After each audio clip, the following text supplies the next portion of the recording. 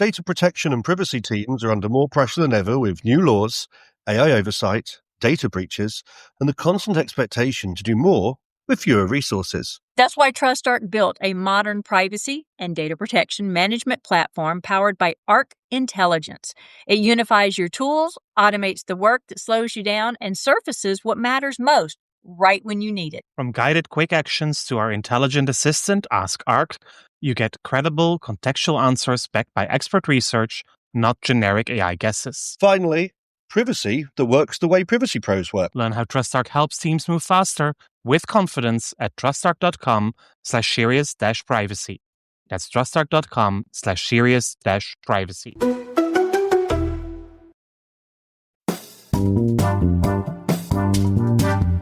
You're listening to Serious Privacy by TrustArc. Please welcome our hosts, Paul Breitbarth and Kay Royal. By the time you listen to this episode, Election Day in the United States will be underway or is even already behind us. Not only will we soon know who will be the new president of the United States in the coming years, we also know what the new US Congress will look like, if there might be a chance of federal privacy legislation, and an EU-US adequacy deal may be passing in the coming years, and we will also know if California Proposition 24 has made the grade. In this week's episode, no guest, just Kay and me, and we'll speak about political campaigns, maybe the CPRA, China's new data protection law, and more. My name is Paul Breitbarth. And I'm Kay Royal, and welcome to Serious Privacy. So the unexpected question, I'm just going to dive right into the work here, Paul. Who did you vote for in the election? No. Oh, and I just lost it, but I know what the question is what is your favorite cereal? Ooh, I think that would be some muesli kind. So some grain, some fiber, some raisins, some fruits, and then with yogurt, not with milk. I like that. I actually started eating that probably not too long ago, like 10 years maybe, and absolutely love it. I will say if I thought pure cereal, I mean, my favorite thing is I have oatmeal every morning. I'm an oatmeal freak. But my favorite cereal would probably be Honey Nut Cheerios, and I can still have that. It's gluten-free. Very good. So that is wonderful, and I love, love, love the Honey Nut Cheerios. I just eat them as snacks when I travel. Whenever I was traveling back and forth to the office, I usually had a little Ziploc baggie of Honey Nut Cheerios to munch on. You know, not irritating to people sitting next to you on a plane at all. And then milk or yogurt? Oh, milk, absolutely, because I never thought about using yogurt as the moisturizing, I guess, agent, which would be what it would be called. I just don't like milk, so that's why I choose yogurt. And even now, I don't either. Sometimes I take the soy-based yogurt instead of dairy. Yeah, apparently it's good for you. I'm one of these people, I can't drink milk just straight. Like people will get a glass of milk to drink it. I can't do it. I can have it if on cereal. I do use completely fat-free in my coffee. And I can drink it if like I'm having something dry, like cake or a peanut butter sandwich or something, but only to get me through that piece. If I try to drink a glass by itself, no. You do know what a typical Dutch lunch is, right? No. A cheese sandwich and a glass of buttermilk. Oh, I like that. And I hate Well, I'm going to be really controversial here and share that I don't like mayonnaise specifically. I like Miracle Whip. Miracle Whip Light. And I don't know if that's something y'all have in Europe, but in the U.S. I have no idea what you're talking about. In the U.S., it is a controversial topic because a lot of people like real mayo and they laugh at Miracle Whip. It's not real mayo. I have no clue. I was raised on Miracle Whip. I'm from the South. But hey, I'm going to disclaim, I also like Spam. I think I just lost about 50% of my friends with those two admissions, but you know, that's where we're going to go with that. But I'm Southern and, you know, I was raised poor. I mean, not that someone deliberately raised me poor, but we were very poor. And I'm the first in my family to go to college. So that kind of, a bachelor's degree. My mom has an associate's degree in nursing, but I'm the first one in college. So essentially, you know, law degree and now doing my PhD, they don't have a clue. But that means I was raised eating mayo sandwiches. So you say you don't like cheese sandwiches? This is literally bread and Miracle Whip. That's it. And sometimes I still do that now just because it's a comfort food for me. Well, the comfort foods are fine. I mean, and everybody has their own memories with food. That's right. One day we're going to make a food podcast as well, Kay. We should. And I think studies have shown that smells are attached to the strongest memories, or maybe vice versa. The strongest memories carry smells with them.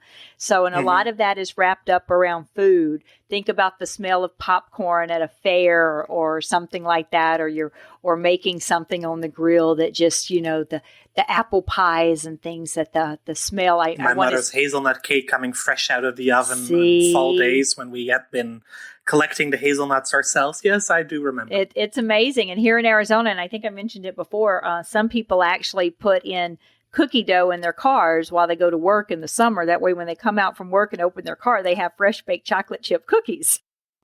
It's a thing. It's a thing. So let's actually get to the topic of the podcast, which was let's talk about controversial issues. Let's talk about the elections. Exactly. Let's do it. So here in the U.S., yes, I've already voted. I've been doing mail-in voting for many, many years, mainly because I just don't like to take the time away from whatever the heck I'm doing to go stand in polls. But I've been doing a lot of mail-in voting, and a lot of people have. And here in Arizona, they track it for you. I think they do in a lot of states, but I don't have the information on which states do or not. But here in Arizona, you can actually put in text messaging. Well, they'll send you messages. Picked up your ballot. Your ballot's at the main office. Your ballot is counted and registered. And that way you can track whether or not something gets lost. And so I didn't do the text messaging because, hello, privacy attorney. But you can log into the office. Oh God, why can't I think of the name of the office for who counts the ballots? But you can log into the electoral board. Something like that. You can log into the website for voting in Arizona and you can put in basic information and they will pull up whether or not your ballot has been counted or not. And so I actually have a screenshot that, mine was counted on October 20th. So I have that. Very nice. I love So they actually start the counting before the polls close. Oh, yes. They count the mail-in votes immediately as they get them. And so typically we already know how many millions of people have already voted. Now we don't know what those votes are. There's no disclaimer or disclosure as to this person's leading now or not. We just know how many people have voted. And there's been a big controversy in California because apparently there were fake or not approved, they're not fake, but not approved ballot boxes out that people could drop their ballots in, as opposed to technical mail-in, they're drop-offs, like early drop-offs. But these ballot boxes weren't approved officially. And so technically, since they are not the government-approved ballot boxes, there is a controversy over if anybody put their votes in there, are they really legitimate? Since they didn't give it to the government, they gave it to these private parties that are picking them up. And are we going to trust that the private parties picking them up aren't going to look at someone's name on the ballot, because you have to sign the outside, and you can put your phone number on it to be contacted if they have questions about whether or not this was your vote. Are they going to cross-reference the names or the cell phone numbers to the registered voters list and get rid of anyone they think might have voted the other way?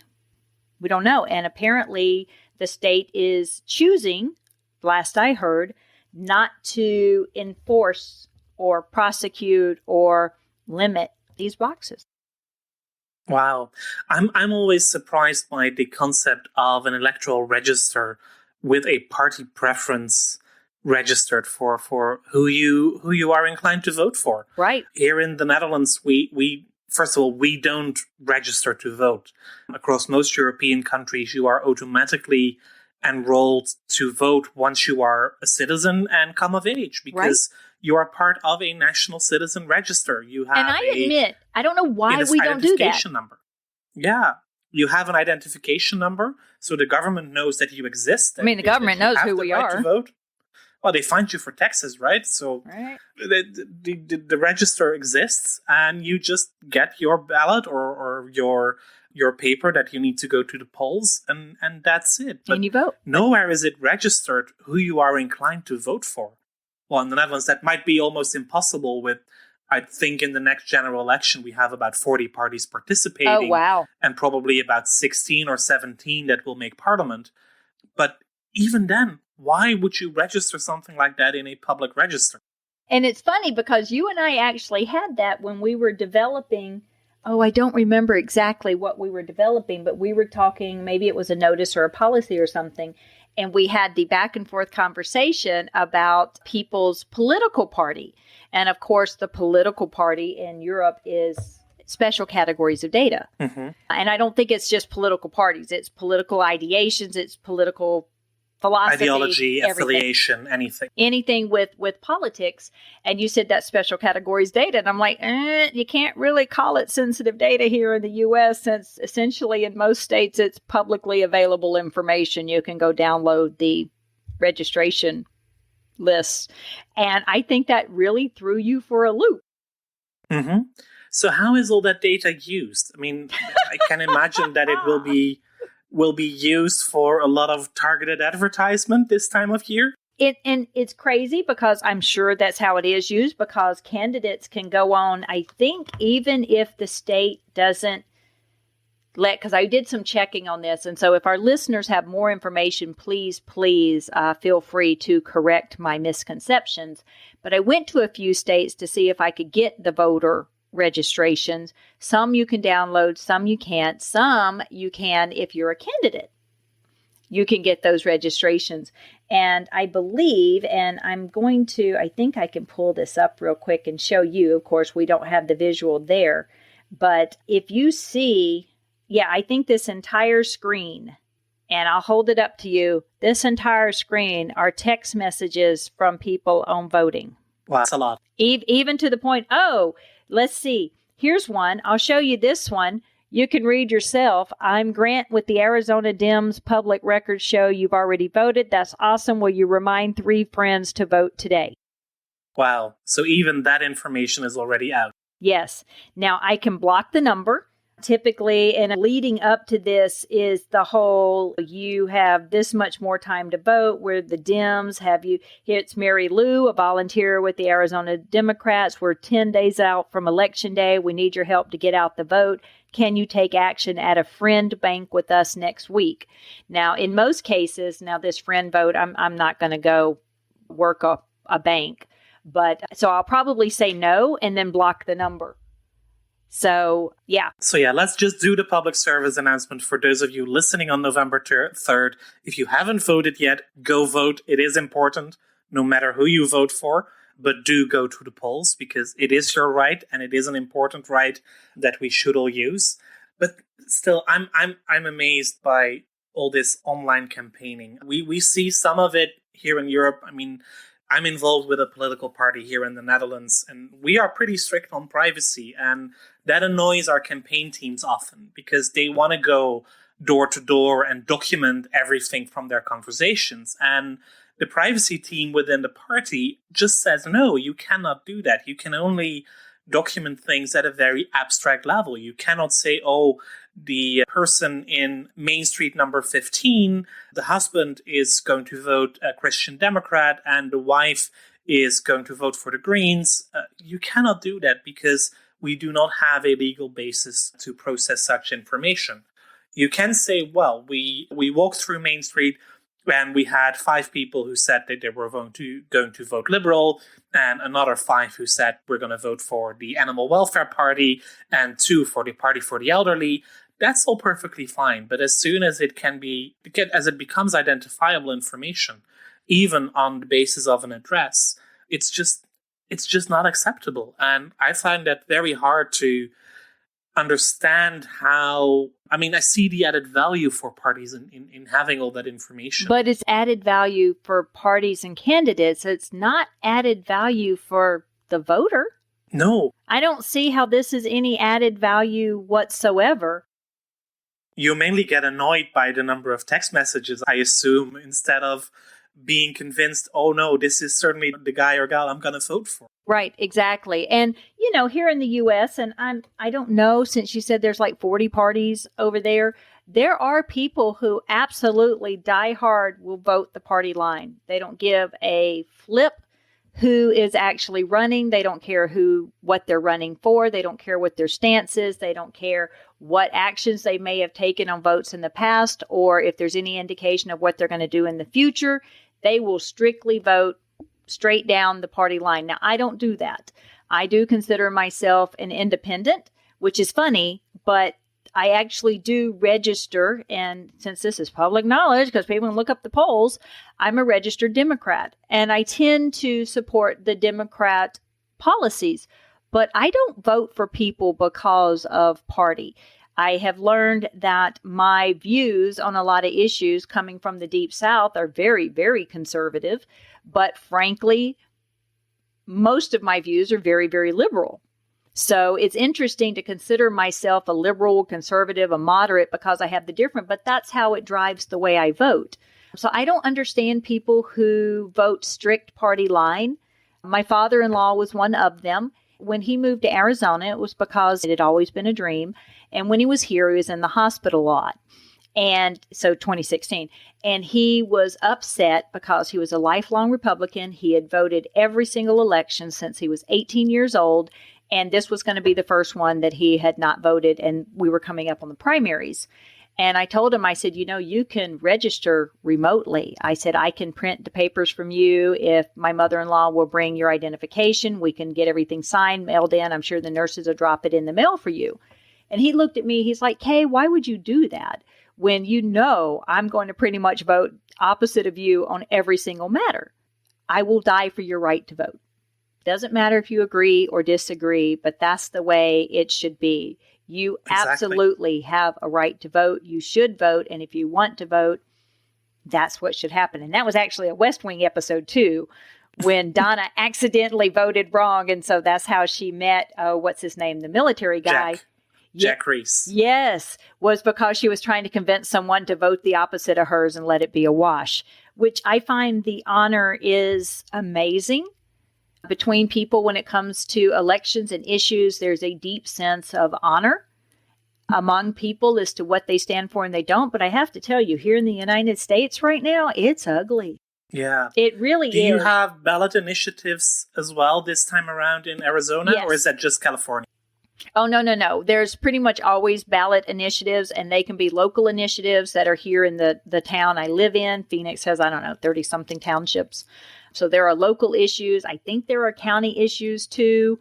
And of course, state issues and federal issues. So we have all kinds of ballot initiatives on it. And they're basically referenda, right? Yeah. Are you in favor or against this proposal or that proposal? Exactly. And people don't often know what they are. There's like a one-sentence explanation on it. But if you don't go research what it is, you may be misled by the title of it or misled by the sentence. Because, of course, whoever's putting it on the ballot, it might be the Support Veterans initiative. And so you think if you vote, it's support veterans, but if you actually went and read it, it might be something you would not agree. I mean, of course, it's related to vets, but it might not be. And so those parts are a little misleading. But here in Arizona, we also have judicial retention elections. So judges by state can be appointed or elected. There's no require thing by state to do it. Each state has their own. Here in Arizona, we appoint judges. So there's an application process and a review, and the governor appoints, except for the justice of the peace, which is a local magistrate. They can actually run for office and they don't have to be attorneys. But for everyone else, they're appointed and you have to be an attorney. But in order to stay in office, we have retention elections. So pretty much every election, you have a list of 30, 50 judges that are up for their appointment time, and voters select yes or no to keep the judges. Who you probably have no idea who they are and what their record is. No, and I'm not a prosecutor, a litigator, or anything. I don't go to court. So I always reach out to my friends who do and like, all right, give me your rundown on judges. They don't share it publicly, but they'll share with their friends. But I was also participating in an effort called Kids Voting Arizona, where we go to classrooms, virtual now, and we do information sessions on what voting means and things. And then they actually have little ballots they can fill out that have much, much less information. Like they can vote for president, they can vote for the Arizona senator, and they can vote for 3 judge retentions. That's it. Well, I happen to have 5th graders, third graders, and now kindergartners. I don't know how I'm going to explain this to kindergartners. It was hilarious, and one of them asked a question I don't know. If there is a tie in the retention votes of yes and no, who wins? I mean, does the judge stay or does he go? Apparently, in the Arizona Constitution, it doesn't say. Ah, interesting. So then probably the governor's vote is decisive. You know, or however it is, I don't think that issue has ever been a matter. But frankly, I think the last major cycle, there were 2 judges who were considered not worthy of staying in their jobs by the majority of voters. And I do believe one of them was voted out. So it's interesting that, you know, the difference in the politics across the countries of the world, but how some things the voter still has the impact, you know? And so when you look at ballot initiatives, that's a pretty local thing. And still there are 2 that have made their way across the Atlantic, and both were launched by Alistair McTaggart. Alistair, I still want you to come on my show, dude. We, of course, 4 years ago, we heard all about what's now the CCPA, which in the end didn't make it onto the ballot because the California state legislature decided to adopt the CCPA. But now we do have the actual ballot initiative for the CPRA on the ballot. Yes, and that actually came about because in the CCPA, they had gotten the approval, gotten the voters, but they had decided to work with the legislature, but they gave them a time frame. You have to pass something substantively, what our initiative is, within the next blankety-blank time. I think it was 2 weeks. And they literally passed it in 8 days. But they were not pleased with the modifications that were made, but they had made the deal. They passed the CCPA. So this time he did not work with them. I'm sure he was approached and said, no, if this gets approved to go on the ballot, if we meet the requirements, it's going on the ballot. Now, there are a lot of privacy people that have come out in opposition of CPRA. And I think the one that resonates most with me, because you and I actually have talked about this a couple of times about I didn't really understand the impetus behind opposing it. Based on the Twitter storm from the ACLU, I didn't really understand the opposition. So I started doing some looking into it. And some of our privacy friends, people I respect, have actually made statements on it. And there was a letter published. Ian Ballan was one of the ones. I love Ian. I respect the heck out of him. That made me really sit down and pay attention to what are the privacy professionals' objections to this. Now, there are more privacy people that have come out in support of it. But I did look at them, and I'll tell you the one that resonates the most with me is the fact that if this is passed, you can no longer make modifications to it. Any modifications will have to be another ballot initiative. Now, can they get around it by passing different laws, specific issues, things like that? I'm sure they can. Politics always finds a way. But it means that the CCPA, or the CPRA, as it will become, will not be able to be amended by legislature, which means that if we're already upset enough that the laws don't move fast enough to protect privacy, now it's going to move even slower. It's going to really be slow. So do I support the CPRA? Yes. I'm glad I'm not in California and have to vote on it, because then I'd really have to come to a decision. But I think privacy people that claim, oh, yes, it's job security is not a good enough reason. I think it needs to do what privacy needs to do, but California is leading the way in having state laws on privacy, and that's fantastic. And I think a lot of states are going to look to this and learn. So that's going to be awesome. The fact that they're looking at having a consumer privacy protection agency, I think is a fantastic idea. A lot of people have said they don't.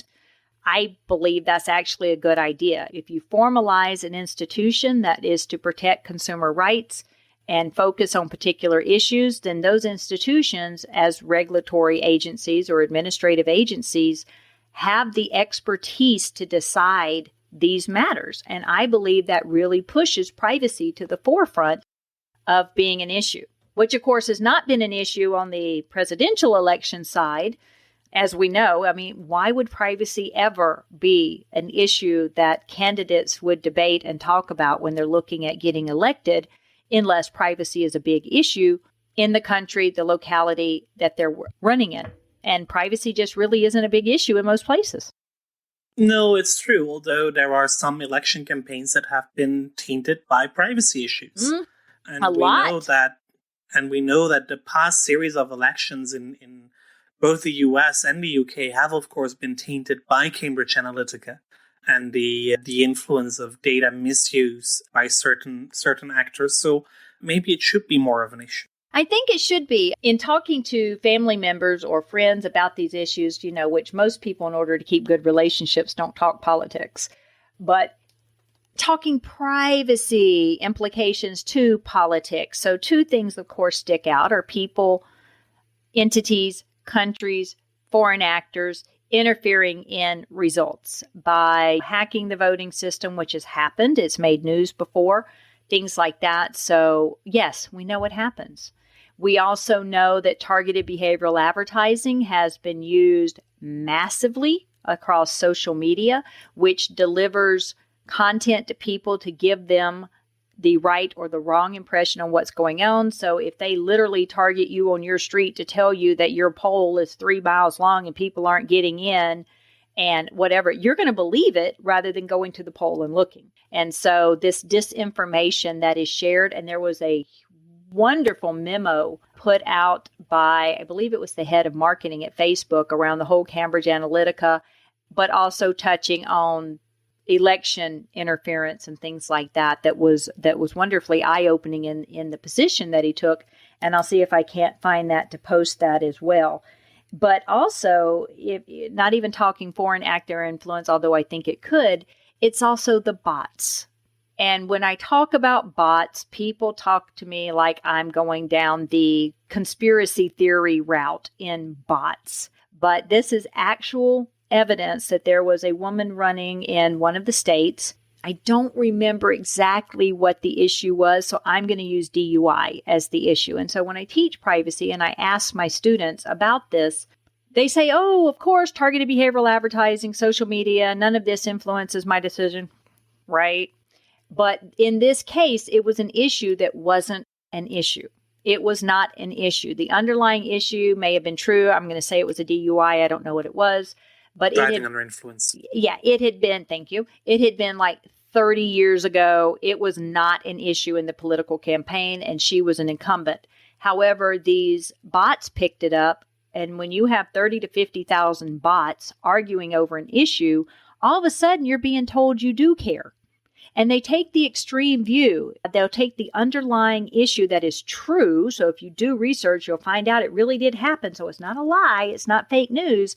But the bots will take extreme views and they'll get people polarized. And now all of a sudden an issue that you really don't care about. I don't care if my candidate had a DUI 30 years ago. Now you care because if 30, 50,000 bots are talking about it, well, if one person talks about it, you're doubling the number. Now you have 100,000 people talking about an issue that's not an issue. She had to drop out of the race and she was an incumbent. That's how they can manipulate elections. And people, they think, oh, that's a conspiracy theory. No, it's really not. And most of us in privacy that look at these issues understand it's really not. We know the technology is there. We know it happens. And we know that individuals are not inclined to do deep research on their own. And when I say deep research, I mean more than the first 3 pages when you Google something. They're not willing to do... And actually read those first 3 rather pages. than the headlines. Rather than the headlines in the opening sentence, which is deliberately there to grab your attention and to make you think a certain opinion. But if you were to read further into it, you would find out that it's different.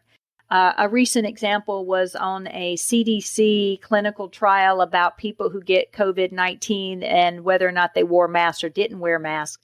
The headline made it look like people who wear masks actually get COVID more, which, of course, if you went and you read the results and you looked at it, it wasn't true at all. And they actually said that in the article. But the headline in the first 2 sentences of the first sentence was very misleading, and that's what people are going to believe. Well, this was a CDC trial. This is validated result. No. And so would you think there should be privacy issues in election? Would you think there should be privacy issues in technology, or not technology, but in people? He wouldn't, but it is. And I know, Paul, you're looking at my face, and I'm just so discouraged about how this issue is so important, and yet it is so ignored. Yeah, I'm actually very curious how it will play out because we have our general election coming up in the Netherlands in March. So all parties are now shaping up to get their electoral lists published. So who are the candidates? The Netherlands works with a list system. So we don't just vote for whoever wants to be prime minister, but we actually vote for the members of parliament, not in a district, just at national level, but you can vote whoever on the candidate list you want to vote for. And that all has to be done online. Establishing the party manifesto, which is also an important part. So the platform on which you are running, what do you want to achieve in the next term of parliament? Also, that is something that has now to be done digitally. And in my party, we're actually going through that process right now. The draft manifesto was published, about a month ago, and the party members have been able to submit their proposals for amendments in the past couple of weeks. We have reviewed those for all the formal requirements and are now bringing those to a vote. But usually what we do is vote on all those amendments, or at least on a very large selection of those, at a physical party conference where we can actually debate them and where you can try to persuade each other that we should go more to the left or more to the right, be more progressive or be more conservative, change the numbers. I don't know. We can debate that. But now everything has to be done online, which is taking more time. Not everything can be discussed because then everybody would really go Zoom crazy. And we already have, 5 or 6 2-hour sessions just for debate of party manifesto issues.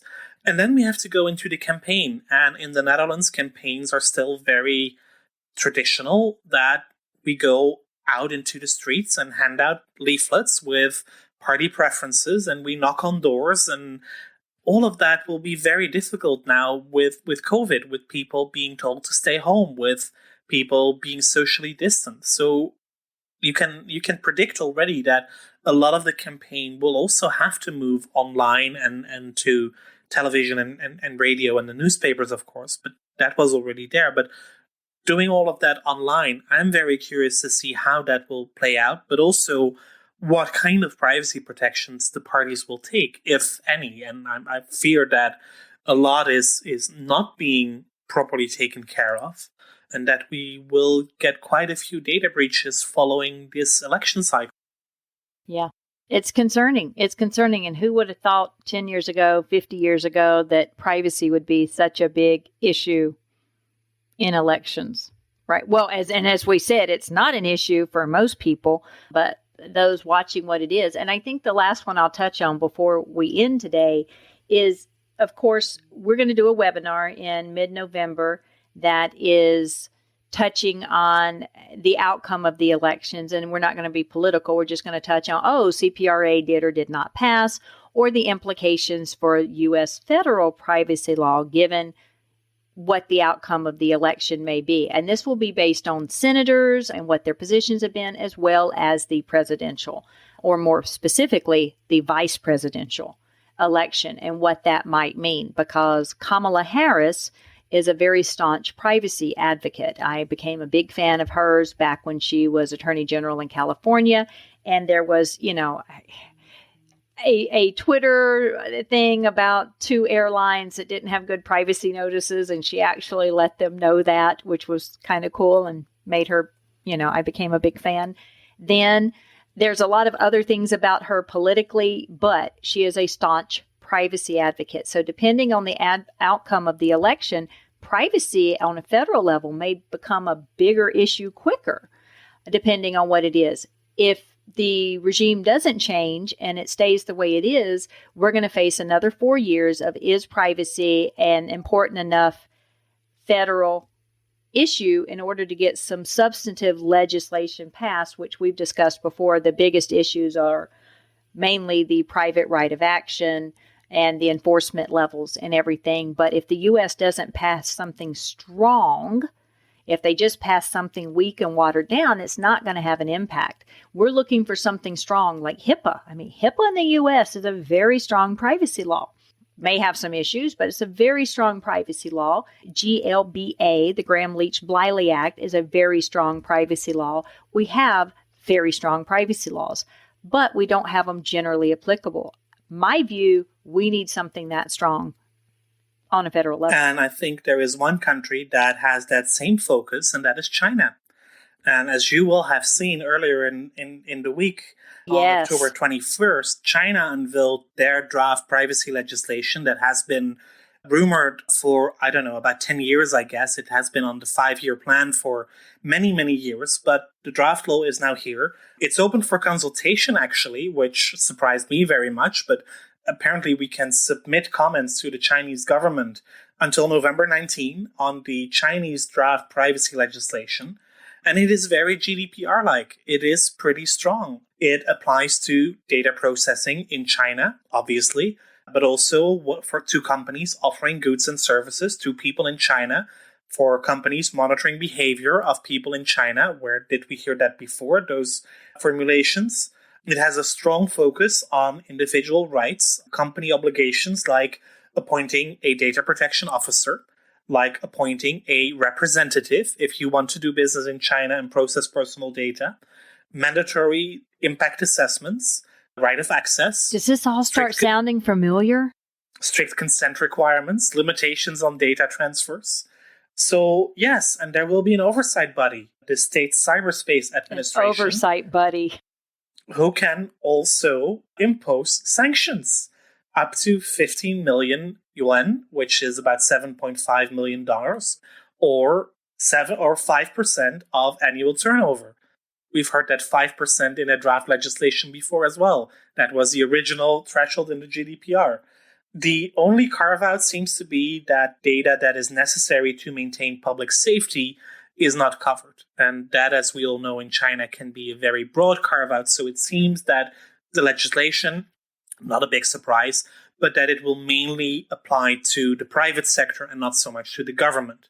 Nevertheless, this is a very big step forward in terms of offering privacy protection, because it is another 1.5 billion people that will then have enforceable privacy rights. On top of the ones in India, the 1.2 billion in India, which will have those same rights probably sometime next year as well, then we have more than about half of the world's population covered by GDPR-like laws. And that is a pretty big step forward. Whatever you may think of the political situations in any of those countries, whether that is China or the US or India, having strong privacy laws in any of those countries, in my view, is unprecedented. And I'm really looking forward to hear more about the debate on the Chinese Data Protection Act. Right. If any of our listeners are in China or work with China and have good knowledge about the debate that we can expect on this legislation, please come forward. We'd love to have you on the show as well and have a full episode dedicated to China. Okay, before we wrap up, any other things that are on your privacy mind this week? I'm looking forward to the webinar we're doing in November from TrustArc on the issues coming following the election results. I think it's going to be pretty fascinating. I have I look forward to listening to it. I have a really good speaker lined up, but I can't say who it is because they can't confirm until after the election results. Well, that makes sense, but it's always nice to have Vice President-elect Kamala Harris on the webinar. Yeah, I wish. Okay. So that concludes another episode of Serious Privacy, just us this week.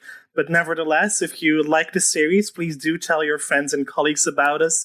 Rate and review us in your favorite podcast application. I saw some charts. I think we are somewhere number 49 of podcasts in Armenia. I don't know about those charts, but do rate and review us. That is always nice. And should you have questions or suggestions, especially when it comes to voting and to China, please reach out to us via seriousprivacy@trustarc.com or via Twitter at @podcastprivacy. You will find Kay on Twitter as Heart of Privacy and myself as EuroPaulB. Thank you again for listening to Serious Privacy. And until our next episode, goodbye. Bye, y'all. That was Serious Privacy.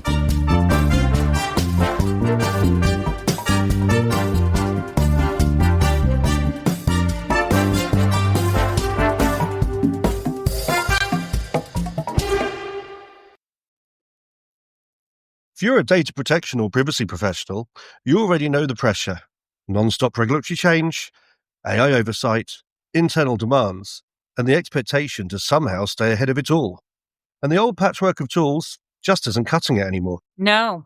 That's why TrustArc created a modern privacy management platform powered by Arc Intelligence. The TrustArc platform brings your workflows, evidence, research, tasks, and applications all together in one unified and intelligent workspace so you don't waste time digging, clicking, or context switching. With Ask Arc, your privacy assistant, you can ask plain language questions about laws, jurisdictions, or even your own program data and get credible, cited answers based on NIMBY research and more than 1,000 global laws. It's explainable, transparent, and purpose-built for data protection and privacy. So if you need to add a vendor, create a cookie banner, or start an assessment, quick actions take formally complex tasks, turn them into bite-sized guided workflows to save you time. It's a platform that thinks like you, works like you, and helps you move faster with confidence, whether you're a seasoned DPO or you're just getting started. See how modern privacy gets done. Explore Arc at trustarc.com/serious-privacy. That's trustarc.com/serious-privacy.